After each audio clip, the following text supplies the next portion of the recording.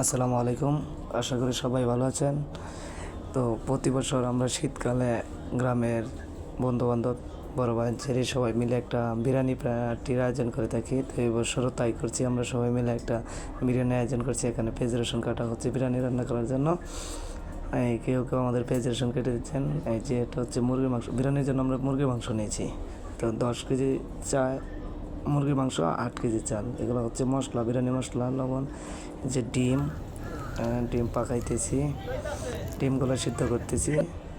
ডিম সিদ্ধ হয়ে গেছে, এখন আমরা ডিম চিলার পরে আমরা বিরিয়ানিতে এগুলো দিব।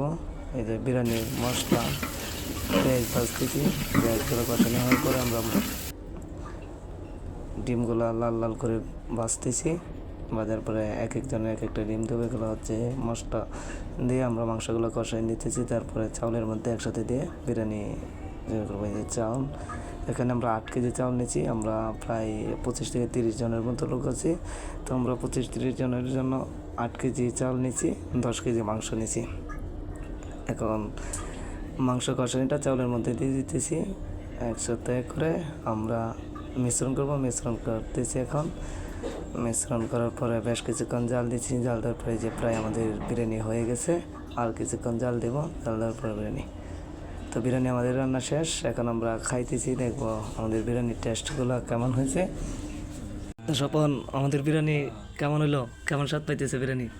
আলহামদুলিল্লাহ, সেই সেই তো শুনলেন, স্বপন বললো আমাদের বিরিয়ানি বেশ স্বাদ হয়েছে। তো এই লোকগুলো আমাদের বিরিয়ানি রান্না করাতে প্রচুর পরিশ্রম করছে, এদেরকে স্পেশাল থ্যাঙ্কস। এটা হচ্ছে ওয়াহিদুল ভাই, আর এটা হচ্ছে আমাদের স্বপনে অক্লান্ত পরিশ্রম করছেন। এন্ডে রায়হান ভাই রয়েছে, রায়হান ভাই অনেক পরিশ্রম করছে আমাদের বিরিয়ানি রান্নাতে। তো বেলা শেষে আমরা সব কিছু এনজয় করলাম। অনেক সুন্দর একটা আয়োজন ছিল আজকের। অনেক পরিশ্রমের পরেও আমাদের বিরিয়ানিটা সেই মজা হয়েছে। জীবনে কোটি কোটি টাকা কামাইতে পারবা, কিন্তু এরকম আড্ডা জমবে না কোনোদিন।